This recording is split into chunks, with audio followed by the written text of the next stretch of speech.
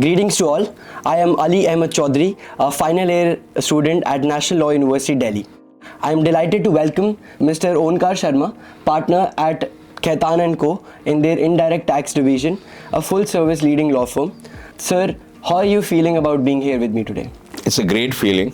It's always a great feeling to come back to the academic world and impart some of the learnings which I have been fortunate enough to get in the industry. So it's always, good to connect with these students, and then, there's a lot of learning opportunities which we also get in such kind of atmosphere. So therefore, very good feeling to be here. And Sir, the feeling is entirely mutual. We are very happy to have you here with us as well.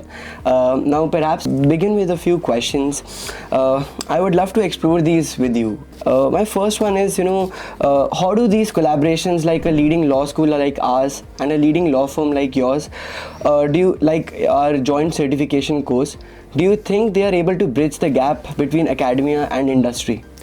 see, definitely they are able to bridge the gap between the academic and the industry, because unless we have these kind of certification courses, it's difficult for the students to grasp the practical insights into the practice of law when it is concerned with taxation.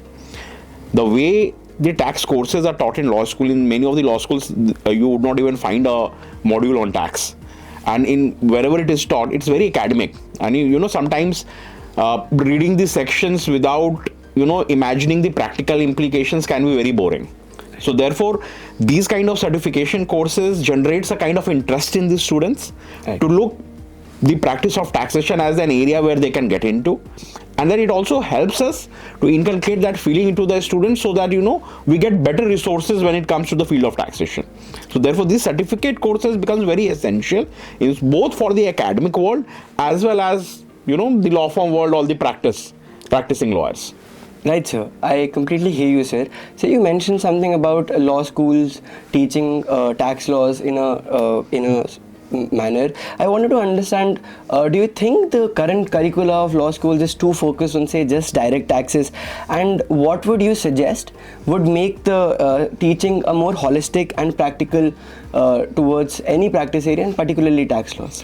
Definitely. So if you see the way curriculums are designed in various law schools when it comes to taxation, the focus is entirely on income taxes. There is, hardly an hour or two credit which goes to the sphere of indirect taxes. Right. So while both the areas of law are interesting, but the courses should be structured in a way that they start with the origination of tax laws. Right. And then subsequently, you divide this stream out, bifurcate this stream into direct taxes and indirect taxes, and then give equal weightage to both. Because there are a lot of interesting areas in direct taxes which can get covered in law schools. The origination of customs law, the origination of, other kind of local levies which get covered under this ambit have, very interesting histories to it. So that can really get the students interested in this area. That makes a lot of sense, sir. And hopefully National Law University as a leading institution is always aiming to bridge that gap as well. There is one separate question, sir, which I wish to ask. It's a bit different from tax laws. You graduated in 2011, sir, and I will be graduating this year in 2026. What, in your views, has changed in law schools and law school lives in general across these years? Do you sense any differences or similarities? From my interaction with a lot of students who are, passing out this year and have passed out in the previous years, there has been a tremendous amount of change in the students used to perceive what is taught at law schools and what they can do coming out of the law schools.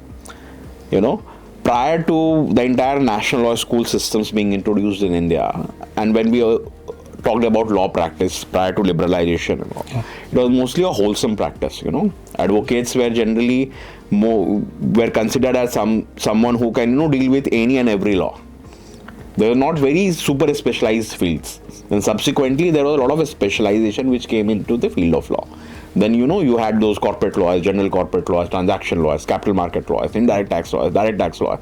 So the field became very super specialized, and it is getting specialized as we progress into the profession. Right. Something of these similar events also occurred when it comes to the law schools. So when we were in 2011 or prior to that, when we were there in the law schools, we never used to think as to what area to specialize in. We were more focused on that how to get a job after getting out of law school. Very relatable. So we were not we did not have any idea as to what we are going to do as we progress into the profession.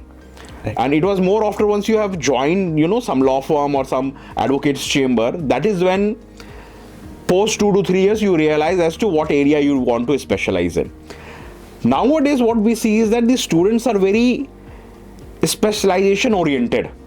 Right. In their third year of law school, when I talk to some of the students, they know as to what they want to do, and then they are more hardworking, I would say. It's not that we were not hardworking, but they are more focused. Definitely. They are more hardworking, and they are more research oriented these days. Maybe because of the expansion of technology into teaching of law. There are more search engines which are now available than used to be available. It was more book driven, now it is more online driven.